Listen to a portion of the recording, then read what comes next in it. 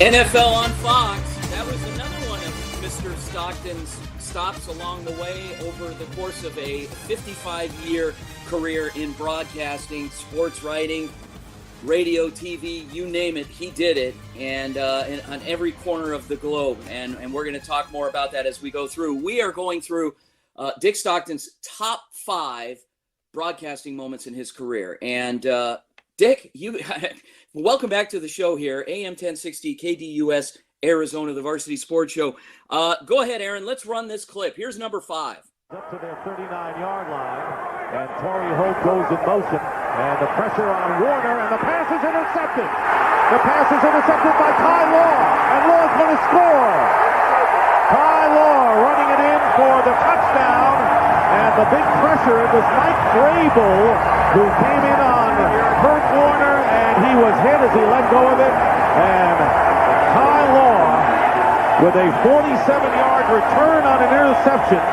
And that is the 6th interception return for a touchdown in Super Bowl history. And the Patriots have taken the lead 6-3. And Warner looks a bit shaken now. And there's Adam Vinatieri for the extra point. And Vinatieri's kick is good. And this crowd is stunned. Ty Law returning a Kurt Warner pass, 47 yards for a touchdown. And the huge underdog Patriots lead the St. Louis Rams 7-3. Ty Law with a 47-yard interception return. Here's how it happened to give the Patriots the lead. Wow. And the Patriots felt all along that if they could get out of the first quarter and still be in the game, it would work to their advantage because the Rams have been a team that has been a front runner. Here's Brady looking to throw, pump fake, and is tossed, and it is caught. Touchdown! David Patton!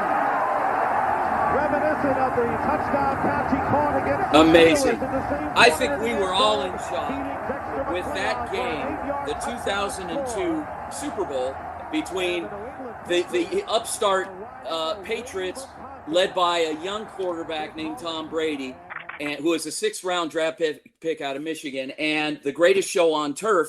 And it was. Were you as shocked, Dick, in calling that game as we were at home watching that game? Yeah, obviously, we talk about the upset that we just heard with the Villanova-Georgetown NCAA final, and this is another one that was a tremendous. I mean, you're shocked, but the one thing you do when you do a game is that you don't let that creep in. You don't become a fan while you're doing the game. You report the game. I mean, you have to show a little bit of emotion when it comes to that kind of thing, but not too much because the people want to know what happened. But this was a game, and we did it on the international feed. The NFL had brought Darryl Johnston, the former Cowboy, who's still with Fox Sports, and myself together to broadcast this game down in the Superdome in New Orleans. And it was one of 6 that I had done of the international, which meant it wasn't seen in the United States, but it was seen throughout the world in over 100 somewhat countries. And it was a total surprise. I mean, it was a stunner because the Rams, as you mentioned, the greatest show on turf, heavily favored with that great array of wide receivers on artificial turf and Kurt Warner.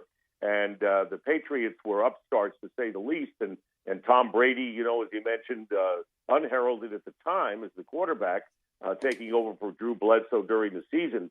But you could sense as the game wore on that the way that the Patriots were hitting the receivers, the defensive backs and linebackers, punishing the receivers of the Rams, who really were front runners. They would take leads early in the game and just skate through, and they weren't able to do that because Law's interception gave the Patriots a lead, and it kind of stunned the Rams. But because of the physical punishment the receivers, Isaac Bruce and company, Torrey Holt received, they didn't want to go out for passes anymore because they were getting beaten up. I think that was the key factor in the game, really. Whatever Brady did, the key factor was the way the Patriot defense punished the Rams receivers.